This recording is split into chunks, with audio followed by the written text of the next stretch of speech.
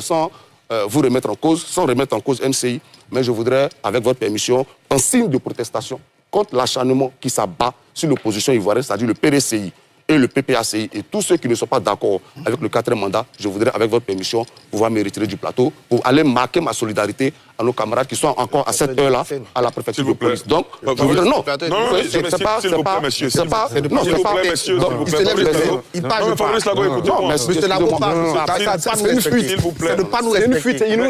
Initialement, le Front commun avait souhaité organiser sa marche le samedi 2. C'est cela.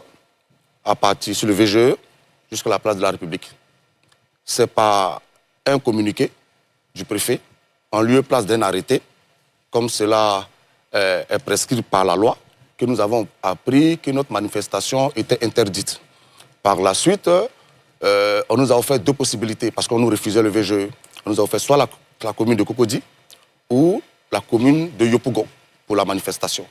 En fin de compte, nous avons donc opté pour la commune de Yopougon et nous avons prévu notre manifestation pour le 9, dans un esprit bien entendu républicain, même si les raisons évoquées par le préfet pouvaient être sujets à discussion. Mais étant donné que c'était la célébration de la fête de l'indépendance, nous n'avons pas voulu laisser la polémique s'installer. Faire un bras de fer.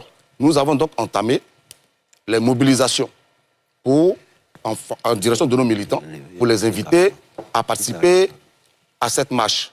Et nos camarades commis à la mobilisation, pendant qu'ils étaient sur le terrain, qu'ils organisaient des rencontres, le jeudi, ils sont envoyés à la préfecture de police et ils sont interrogés jusqu'à 5 h du matin.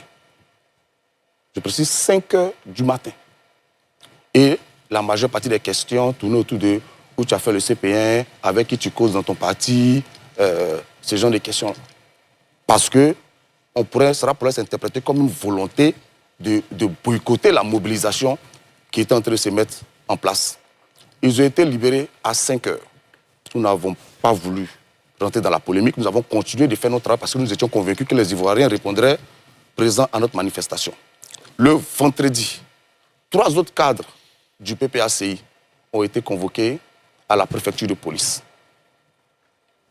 Parmi ces cadres, il y avait le colonel Joël Keke, qui est en charge de la sécurité du PPACI, mais du Front commun, et qui était le principal interlocuteur des forces de défense et de sécurité dans le cadre de l'organisation de cette manifestation-là. Figurez-vous qu'il a été gardé à la préfecture de police jusqu'au lendemain à 10 h, le samedi à 10 h. C'est-à-dire que quand nous sommes arrivés le samedi matin, nos camarades qui avaient été commis à la sécurité n'avaient pas d'interlocuteur. Ils ne savaient pas à qui s'adresser pour recevoir les instructions. Même les forces de défense, parce que c'est lui qui avait fait tout le travail technique avec les forces de défense, on ne savait pas à quoi s'entendre. Tout cela laissait penser qu'on voudrait qu'il y ait du grabuge à cette manifestation pour faire payer cela aux organisateurs. En dépit de tout ça, nos camarades sont restés mobilisés. Et la manifestation s'est déroulée dans un esprit bon enfant. J'y étais, les forces de défense et de sécurité n'ont quasiment rien eu à faire parce que la mobilisation était éclatante. Donc vous me donnez l'occasion de rendre hommage à tous ces Ivoiriens qui sont venus réclamer le dialogue. Parce qu'on ne le dit pas assez. On entend souvent certaines personnes dire c'est de l'insurrection. Ces messieurs que vous voyez, ce sont des hommes politiques. Et quand je dénonce ce qui se passe aujourd'hui, nous ne demandons pas de faveur. Nous souhaitons simplement que les droits de nos camarades soient respectés. Monsieur Dirassouba, figurez-vous, j'ai entendu ici le procureur parler, mais nos camarades qui ont été arrêtés dans le cadre de l'enquête sur le bus, on ne sait même pas où ils sont détenus. Personne n'a pu les rencontrer jusqu'à ce jour, ni leur famille, ni leurs avocats. C'est à la télé qu'on les a vus dans une sorte de justice spectacle. Et après, on interroge nos camarades de la préfecture de police et on les met en face des déclarations que ces individus-là auraient faites. Mais ils étaient interrogés en l'absence. Au niveau du PPACI, nous avons les avocats du parti. Donc ces militants ne peuvent pas récuser les avocats du parti. Parce que quand on arrête quelqu'un, il y a une constitution d'avocats qui s'est faite. Mais on ne sait même pas où ils sont détenus jusqu'à ce jour. Personne n'a pu les voir. Ça fait bientôt une semaine. Et on prend des raisons politiques, dont des personnalités qui occupaient de hautes fonctions dans ce pays, et on les infantilise, on les humilie de la sorte. Figurez-vous que, par exemple, le ministre Lida Kwasi, c'est le lendemain, il a commencé à être interrogé à 22 h. C'est le lendemain à 15 h qu'il a pu avoir quelque chose à manger. Quel est le message qu'on veut passer? Et moi, écoutez, moi, je suis désolé, je pense que nous sommes des hommes politiques. Et je le répète, nous ne demandons pas de traitement de faveur. Nous demandons que nos droits soient respectés. Nous avons la liberté d'expression qui est garantie. Et ce que nous faisons, le seul tort que nous avons, c'est de ne pas être d'accord avec la gestion actuelle du pouvoir. Et pour cela, nous demandons qu'un dialogue s'instaure pour régler ces problèmes. Mais en lieu et place, qu'est-ce qu'on nous sait? C'est une véritable répression qui s'abat sur nos camarades. Tous ceux qui sont aujourd'hui chargés de la mobilisation PPACI, ils sont handicapés. Mais souvent, ça frise le ridicule. Je vais vous donner un exemple simple. Monsieur Blaise Las, on finit de l'interroger, on lui interdit de sortir de la ville d'Abidjan. Blaise Las, il habite en dehors d'Abidjan. Il fait comment? C'est-à-dire que toutes les fois qu'il doit aller chez lui à la maison, il est en infraction. Quoi, Justin, il travaille à Korogo. On lui interdit de sortir d'Abidjan. Et il est obligé de dire, ben, en fait, vous savez que je travaille à Korogo, et puis on réaménage. Oui. Donc nous pensons que... Moi, j'étais venu ici ce soir pour que nous ayons une émission pour parler de cette marche qui a eu lieu. Et rappeler aux Ivoiriens que le samedi prochain, le président Laurent Gbagbo leur adresserait un message depuis la place Figaro. D'accord. Mais je vais terminer là-dessus. Oui, allez-y, parce que là, j'ai eu au téléphone les camarades du parti par rapport à ce qui s'est passé à la préfecture de police. Oui. Et j'ai écouté aussi le procureur. Excusez-moi, j'ai été très mal à l'aise. J'ai eu l'impression que c'était quasiment des menaces qui étaient dirigées à l'endroit de l'opposition. Quand on va disséquer des vidéos de manifestations pour savoir qui a fait une crise xénophobe, qui a fait... Donc ce soir, sans vous remettre en cause, moi je proteste. Je proteste avec cette manière inhumaine. Je proteste avec cette manière inhumaine de traiter les opposants politiques.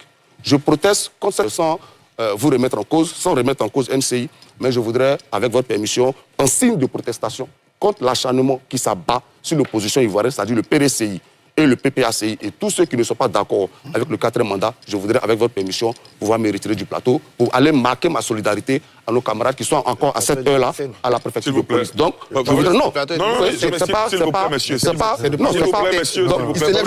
Il parle pas. Non, mais monsieur Labo parle. C'est une fuite. S'il vous plaît. C'est de pas nous respecter. Il nous respecte. On vous calmez. On n'arrange rien du tout. Mais s'il vous plaît, mais vous vous calmez, monsieur, s'il vous plaît. Il faut respecter les autres. Oui, mais en le disant, ça ne change rien du tout, messieurs, s'il vous plaît. Voilà, je voulais m'adresser à lui. Vous êtes intervenu, ça ne m'a pas donné le temps de lui dire ce que je pensais. Calmez-vous, s'il vous plaît. Quelqu'un est venu sur le plateau, évidemment, il s'est prononcé, on s'attendait effectivement à ce que les autres se prononcent. Il faut me laisser faire mon travail, c'est ce que je vous réclame ici tous les jours. Il est venu, on lui a donné la parole, évidemment, il devait entendre le point de vue des autres. Finalement, on est en direct à la télévision, il a décidé de se retirer, on ne peut pas le forcer à rester. Il a fui le débat. On est bien d'accord. Alors, messieurs, vous avez entendu le responsable de la communication du Front commun. C'est son droit le plus absolu. On ne peut pas le forcer à rester sur un plateau de télévision. On va poursuivre le débat tout de même. Yacouba Doumbia, réaction, allez-y. Alors, Ali, je suis indigné. Moi, je suis indigné parce que, comme Arthur le relevait tout à l'heure, c'est quasiment un manque de respect pour tous ceux qui sont sur ce plateau.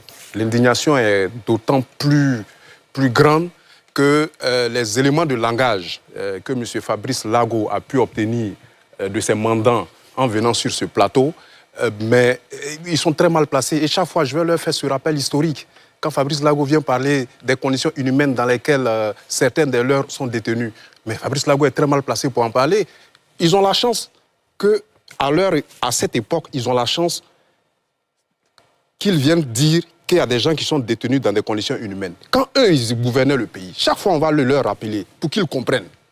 Quand ils gouvernaient le pays de 2000 à 2010, des opposants auraient souhaité être détenus dans ces conditions-là. On a vu, c'était à leur époque, il y avait les escadrons de la mort.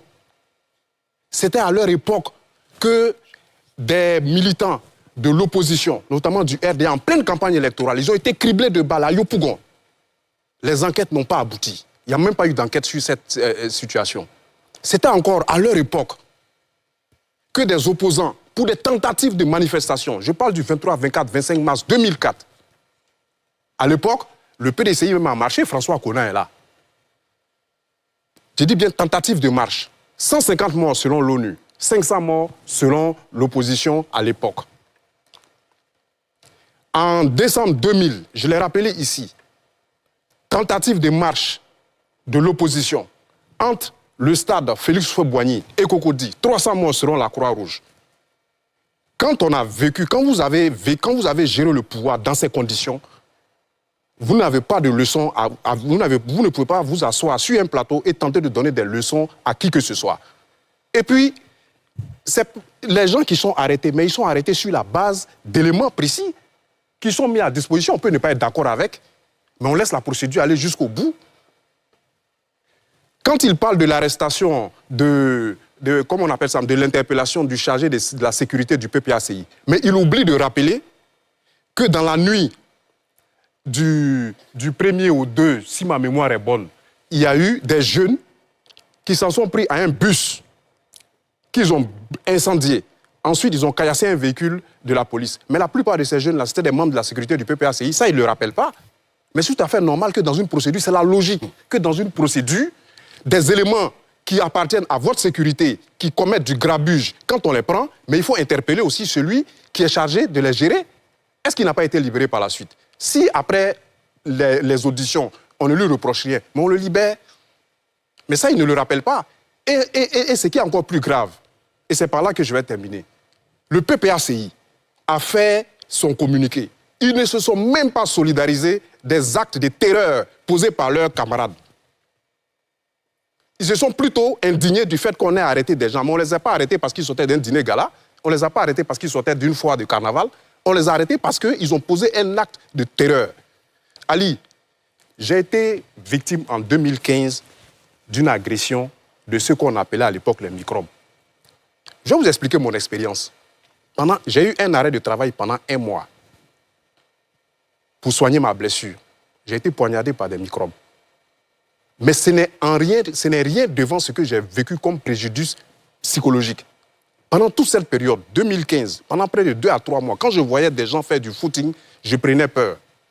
Ça, c'est moi.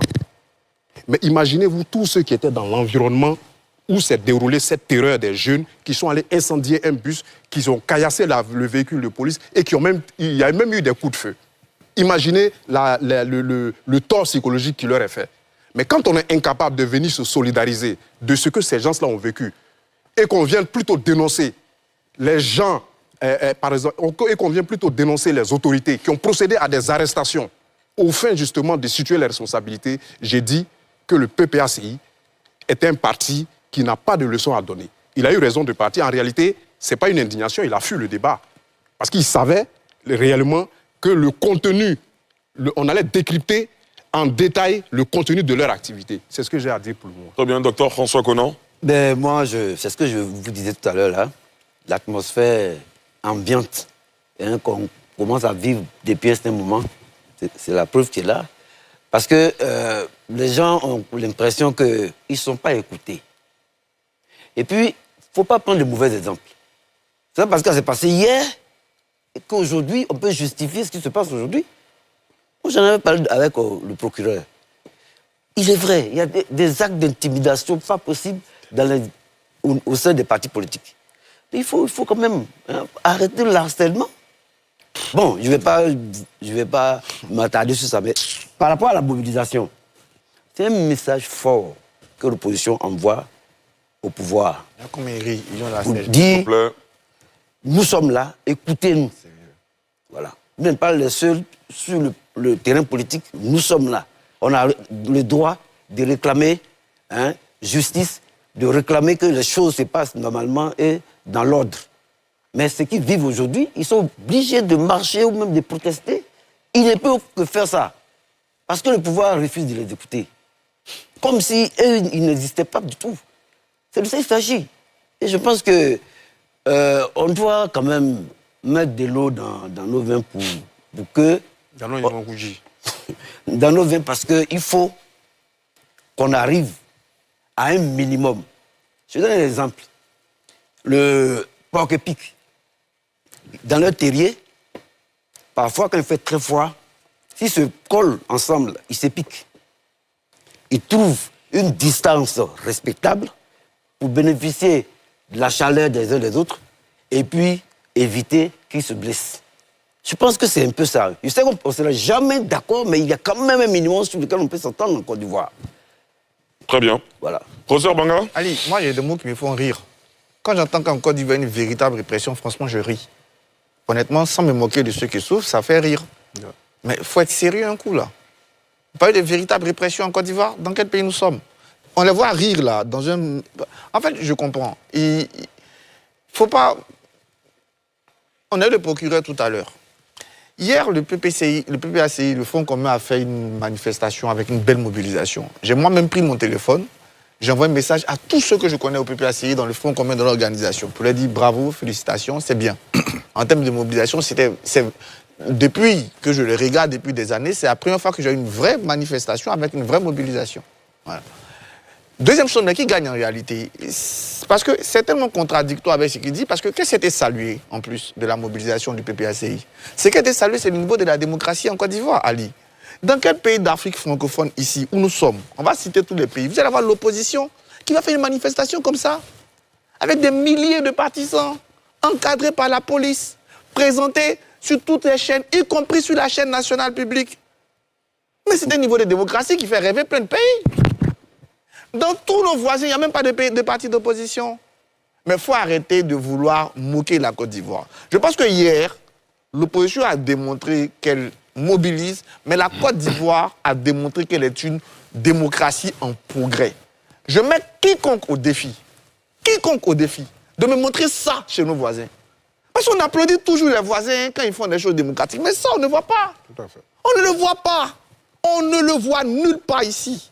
Bravo à la démocratie ivoirienne, qui s'est exprimée hier dans sa beauté, dans sa diversité. En fait, les gens veulent gâcher la fête à la démocratie qui s'est montrée hier, en voulant nous sortir des blablabla et fuir des plateaux. Non, ça n'est pas passé. Le monde entier a vu la démocratie en Côte d'Ivoire. Vous n'allez pas ternir ça. Vous n'allez pas ternir ça. Maintenant, une fois qu'on a félicité l'opposition pour sa mobilisation, c'est la première fois que j'ai félicité, j'ai envoyé à tout le monde, tous ceux qui me connaissent, je leur ai dit bravo. Et je dis bravo à la démocratie ivoirienne. On va maintenant terminer la fin pour rentrer sur le fond. Le fond, c'est quoi? Mais il a fui. Oui. Parce qu'il parle de légalité, d'injustice électorale. Il n'y a aucune injustice électorale. Aucune. Le PPACI, qui a fui le plateau, a été condamné par la justice ivoirienne. OK. La justice ivoirienne, elle est corrompue, n'est-ce pas? D'après eux. Elle est aux ordres. Ils sont allés saisir la justice africaine, qui a dit, en attendant qu'on se prononce sur le fond, réintégrer. J'étais de ceux qui ont dit, écoutons-les. L'État n'a pas écouté. Mais ils n'ont plus d'arguments juridiques, c'est pour ça qu'ils fuient les plateaux. Ouais. Parce que la Cour africaine des droits de l'homme et des peuples, ils ne la citent plus. Hein. Ça fait 2 mois, la Cour africaine des droits de l'homme et des peuples a disparu de leur narratif. Mais pourquoi? Pourquoi, Ali? Parce que la Cour africaine des droits de l'homme et des peuples, elle est très claire. Aucun droit de Laurent Gbagbo n'a été bafoué. Tout est fait dans le respect de ses droits. Donc, ils n'ont aucun argument légal. Il fallait qu'il reste pour qu'on parle de ça. Il ne faut pas qu'il fuit. Moi, je vais lui demander si quelle base légale il parle d'injustice électorale. Il n'y a aucune injustice électorale. Puisque la justice africaine a reconnu qu'aucun des droits de Laurent Gbagbo n'a été violé. Donc, après, chacun peut avoir son sentiment, ce qu'il veut, mais la justice, elle est claire. On peut accuser la justice ivoirienne d'être corrompue, il n'y a pas de souci. Mais même la justice africaine doit être saisie pour un parti panafricain, parti des peuples africains qui refusent d'accepter une décision de la justice africaine, c'est une honte. D'accord. Je ne vais pas terminer, parce qu'il y a l'autre aussi qui parle de justice électorale. Bon, nous, on ne va pas revenir là-dessus, on a déjà fait l'essentiel du moment. On va partir sur l'ONU. Ils sont allés saisir l'ONU. Ouais. Mais l'ONU était très claire, ils ont encore débouté. L'ONU a rejeté tous leurs recours. Tout le communiqué est là. Ouais. Donc, ils n'ont aucun argument juridique, ils fuient. Moi, je voulais qu'ils viennent parler du fond. Ils ont bien mobilisé. On a démontré que nous sommes un pays qui a une démocratie qui progresse, qui est un exemple, parce que je ne vois pas dans combien de pays en Afrique on peut avoir une opposition manifester comme ça, danser, chanter comme on les voit, tout joyeux, et venir faire le triste ici. Regardez, voilà, le voici, il rit. Merci d'avoir fait le triste. C'est du mensonge. Merci, professeur Banga. Augustin Couillon. Bon, moi, pour moi, la marche du 9 août a été un succès. C'était à l'origine à l'appel de 2 partis, le PPACI et le PDCI, qui ont constitué le Front commun. Et je me suis rendu, au fil du temps, on s'est rendu compte que d'autres leaders, notamment Pascal Affi-N'Guessan, se sont joints à la marche. Et ça a été un succès populaire. Je vais dire, je ne connais pas le nombre de participants, mais je pense que... On aurait posé la question à Fabrice. Voilà, vu les images, ça a été un succès. Bon, pour moi, à partir de là, il faudra voir la suite, c'est quoi? La suite, c'est quoi? Est-ce qu'ils vont lancer d'autres appels à des marches est-ce qu'ils vont continuer à... Est-ce que l'État va continuer à leur proposer Yopougon ou bien est-ce qu'ils vont aller ailleurs? Parce que on parle... Bon, la démocratie s'est exprimée, mais est-ce que pendant combien de temps on peut laisser l'opposition mobiliser autant de monde? On a fait plusieurs marches. C'était pas la première. Laissez-le terminer. Non, mais il dit qu'on on n'a plus beaucoup de temps, s'il vous plaît. Pendant combien de temps on peut laisser l'opposition manifester dans la rue? Donc, c'est un peu ça. Pour moi, j'ai toujours dit que si, disons que une mobilisation ne peut pas maintenir quelqu'un au pouvoir, et une mobilisation dans la rue ne peut pas faire accéder quelqu'un au pouvoir. Donc, c'est pas, pour moi, ce n'est pas le problème n'est pas à ce niveau. Et le problème, c'est l'État de Côte d'Ivoire, le chef de l'État. Est-ce qu'il était prêt à réintégrer, à user des pouvoirs que la Constitution lui confère pour les faire réintégrer? S'il ne l'a pas fait, je pense même pas que, même s'ils mobilisent 10 millions de personnes dans la rue, ça puisse changer quelque chose. Donc, les élections auront sûrement lieu.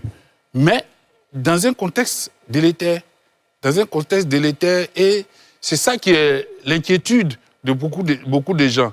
Beaucoup de gens qui pensent que ces élections, on va vers des élections sous haute tension et que ça ne rassure pas. Voilà. Parce que voilà, les gens sont nombreux dans la rue, mais ça change quoi? À mon sens, rien du tout pour l'instant. Donc, la question reste posée de savoir à quelle élection on aura droit le 25 octobre. Voilà, le 25 octobre. À quelle élection on aura droit? Et ce n'est pas du tout rassurant à mon sens. Et malheureusement, quelle que soit la mobilisation, je ne sais pas ce que ça produira. Les jours à venir nous diront. Landry Couillot, vous êtes déjà prononcé sur le sujet ou... Non. Allez-y. Vous êtes fait avoir. Hein. Pas du tout, allez-y. Ali, c'est du marketing politique. C'est du marketing et l'on a calculé, préparé ça. C'est planifié, comme bon nombre d'actions menées à partir de l'émission. Et il faut leur reconnaître cette démarche stratégique. Non, il faut le reconnaître. Il faut le reconnaître. Pourquoi? Parce qu'en réalité, cette marche-là, elle propose deux lectures non contradictoires. Sauf qu'elle met en difficulté certaines personnes porteuses de la théorie selon laquelle il n'y a pas de démocratie en Côte d'Ivoire. Sauf que, pour le terme le plus utilisé de manière factuelle, le PDCI-RDA a fait une marche sur le boulevard Latry. N'est-ce pas? Le PDCI-RDA a été autorisé à mener des marches à l'intérieur du pays. Est-ce que, dans un État autocratique où un État dit, où la dictature est imposée, on permettrait autant de marches? Autant de marches. En plus, au niveau du PPACI, des meetings ont été organisés par dizaines. Opération Kokoko et autres. Donc des capacités reconnues au titre premier de la Constitution, droits et devoirs du citoyen, de pouvoir se réunir, de pouvoir s'exprimer. Les gens se sont exprimés. Ou alors, c'est nous qui sommes dans un rêve ou que nous sommes paranoïaques ou schizophrènes. On n'est pas dans le même monde. Est-ce que ces activités n'ont pas eu lieu? Si elles ont eu lieu, est-ce que ces activités ont un caractère démocratique ou pas? Comment peut-on mener autant d'activités et dire qu'il n'y a pas de démocratie? Ou alors il n'y a pas de démocratie lorsque on n'a pas la possibilité de faire inscrire des individus. Il y a exclusion dans ce pays-là lorsque des individus ne sont pas qualifiés, alors que leurs partis politiques ont le droit de pouvoir fonctionner. Est-ce que le destin d'individus l'emporte sur celui d'une nation ou d'un État? C'est la question qui reste posée, mais en tout état de cause. Le 9, à Yopougon, il y a eu une manifestation qui s'est faite. Elle s'est faite avec le concours de l'État de Côte d'Ivoire et des partis d'opposition. Parce que si l'État n'avait pas donné son autorisation, pour la date et l'itinéraire, il n'y aurait pas eu de marche. Il y a eu la présence de forces de l'ordre qui ont agi de manière républicaine, qui les ont protégés, qui les ont sécurisés. Alors, autant il faut les féliciter, autant il faut féliciter l'État de Côte d'Ivoire. Autant on a des fleurs à donner à l'opposition, parce qu'au niveau de la mobilisation, on n'a pas manqué de rappeler à ces militants la nécessité d'avoir une démarche qui soit civilisée, une démarche qui soit républicaine. Mais autant il faut pouvoir féliciter l'État de Côte d'Ivoire d'avoir travaillé à ce que cette activité-là, hautement démocratique, se tienne. Et c'est important de pouvoir le souligner. Et ça, c'est difficile au niveau de l'opposition de pouvoir participer à un débat où ce narratif-là sera évoqué parce que cela contredit sa position et son récit selon lequel la démocratie n'existe pas. Donc je comprends la position de M. Lago qui est en cohérence avec le récit, comment dirais-je, révisionniste ou négateur que l'on veut vendre aux uns aux autres. Très bien. Je vais terminer Ali, avec ça. 30 secondes pour terminer. C'est la suite, la perspective. Mon oncle Augustin Cuyo a dit ceci. Les élections auront bel et bien lieu. Oh, c'est pas moi qui les organise. Non, vous avez dit que les élections auront lieu en tout état de cause. C'est ce que vous avez dit. Qu'il ait dit ou pas, les élections oui, et j'ai dit, je reprends à mon compte. Mais je vais beaucoup plus loin parce que pour moi, là, le seul qui est garant de ma vie, de ma liberté, le seul qui est garant de mon devenir, c'est le président de la République, chef de l'État. C'est lui, en plus de ce qu'il est, prend un engagement personnel. Et ce, depuis son allocution à la nation, de dire que ces élections seront apaisées. Au-delà de ma personne, il y a des millions d'Ivoiriens, environ 30 millions, qui voudraient bien que le 25 octobre soit un jour comme tout autre, à la seule exception qu'il y a des personnes convoquées aux urnes qui iront. Nous le regardons et nous disons, Monsieur le Président de la République, de là où vous êtes, vous avez les leviers du pouvoir. Le 25, là, il y a des personnes qui feront faire valoir leur droit constitutionnel aussi, d'aller voter. C'est leur droit. Monsieur, il faut leur garantir ça. Monsieur le chef de l'État, il faut leur garantir ça. Parce que ce droit vaut autant que ce que les autres réclament.